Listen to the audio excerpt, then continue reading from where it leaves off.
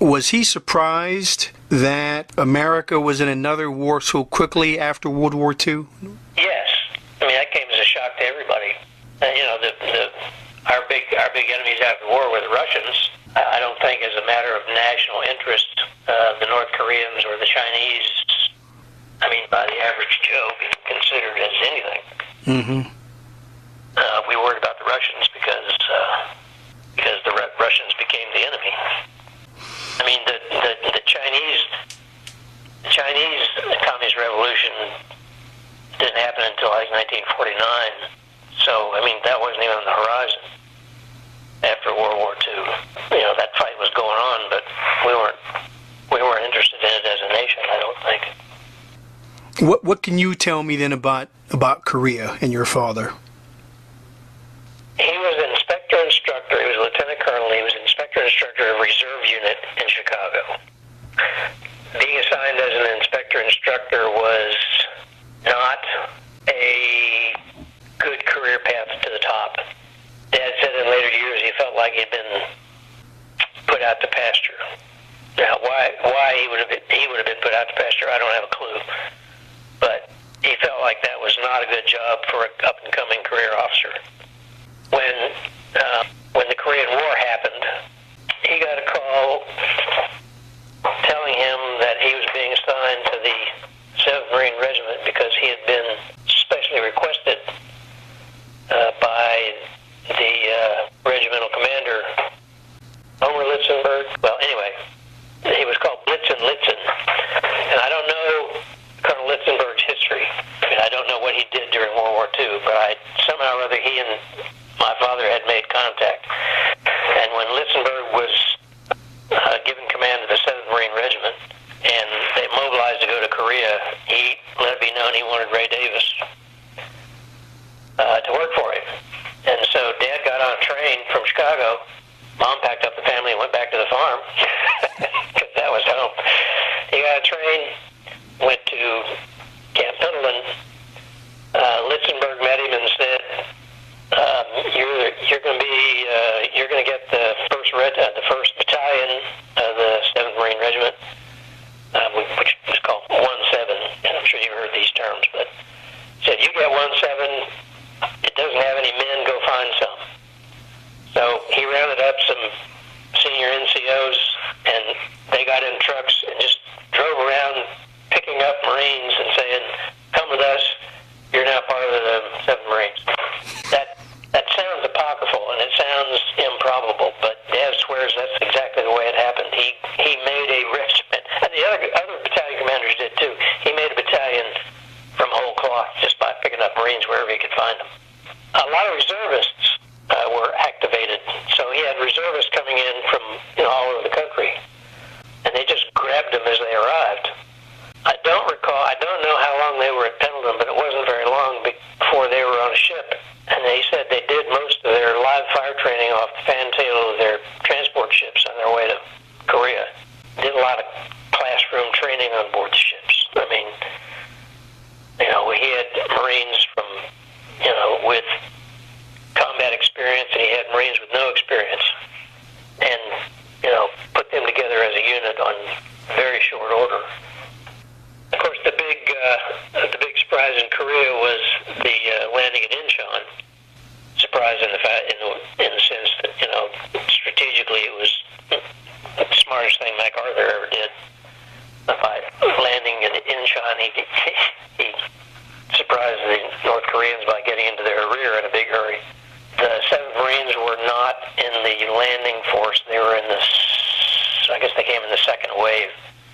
The landing at Incheon was contested, but it wasn't a huge battle because it was a surprise attack, and the North Koreans were not there, not expecting them. They moved into Seoul, the capital, in fairly short order. Incheon's on the west coast, and all the fighting at that time was down on the southeast end and around the Busan perimeter. When they landed at Incheon and took Seoul, the North Koreans realized that they had to get out of there or they'd be trapped, so they all retreated north. That was when MacArthur decided that he was going to move north into North Korea against the advice of, well, that was kind of, that was way above my dad's pay grade. He was a simple battalion commander, but they got on ships and went around to the East Coast and landed. I think the name of the town was at Hungnam, just south of what's now the 38th parallel, and started moving north into what is now North Korea. I guess it was North Korea then too. That boundary was established in the peace accords after World War II, I think. So, in fairly short order, as they started moving north, MacArthur was demanding that everybody move north as fast as they could. The Marines, in short order, started running into Chinese units, and were reporting that they were running into Chinese units.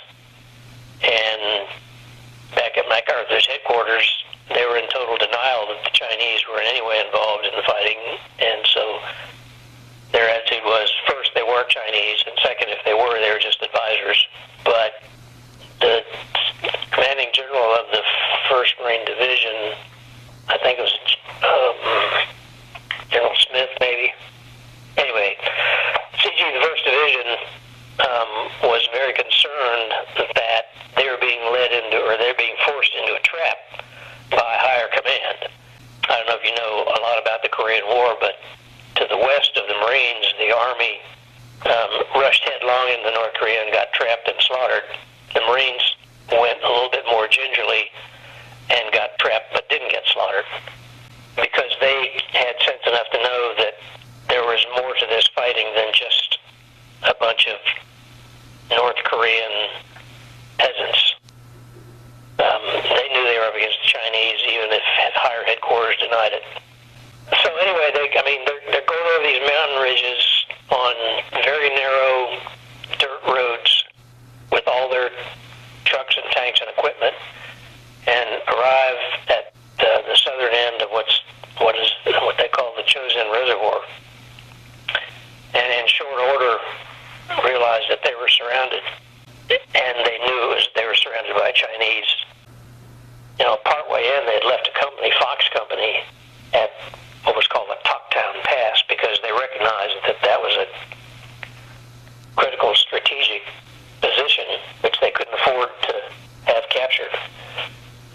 So when the Chinese attacked, this is in late November of 1950, when the Chinese attacked, and incidentally, Dad said that Peleliu was the worst fighting he ever seen. He told me that the only time in his career that he was actually scared was when they realized they were surrounded by the Chinese.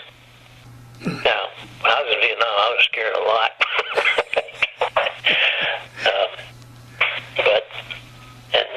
That's just what he told me. Mm-hmm.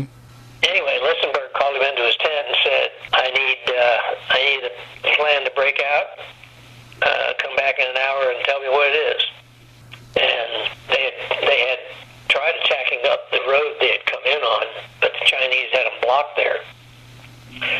Farther up the road they had come in on, Fox Company was surrounded and being attacked by, a regiment of Chinese or more. So Dad went back to Lichtenberg and said, I'm going to take my battalion across the mountains to Fox Company rather than on the road. And if you read in his Medal of Honor citation, he led in bitter cold, wind chill, unimaginably low, led his battalion almost in single file across 3 ridge lines over a day and a half to get to relieve Fox Company, and then move into Fox Company position and hold it until the rest of the regiment and some surviving Army units that had been up there could escape. One thing he told me about that overland march that has always stuck with me, he said it was so cold that, the navigation equipment they had was primitive.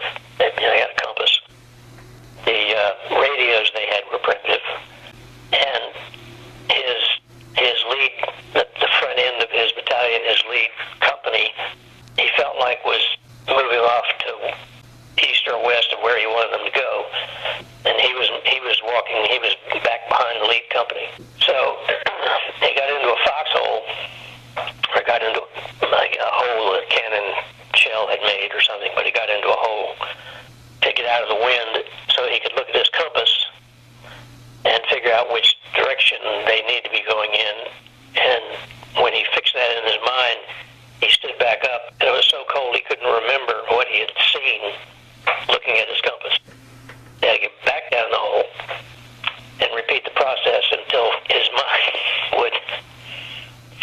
what it was they needed to do. Then, and this is in, snow that was anywhere from ankle deep to knee deep to even waist deep in spots.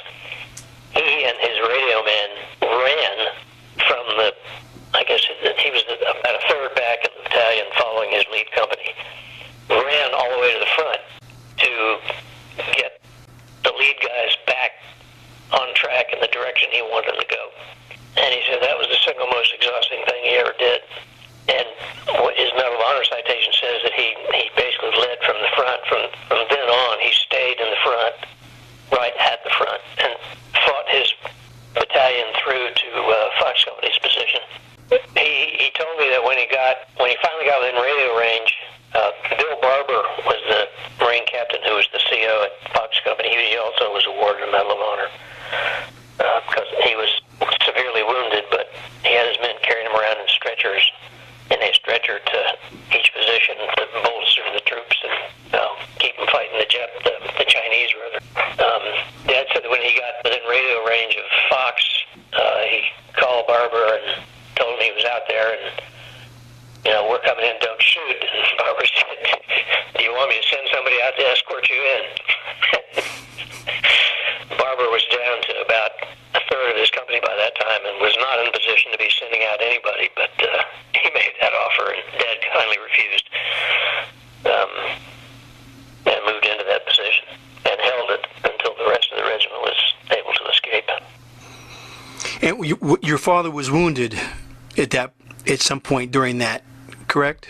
He had some bullets passed through his clothing, and a piece of shell hit his helmet and knocked him down, but he didn't actually suffer a wound. He was near miss in Korea.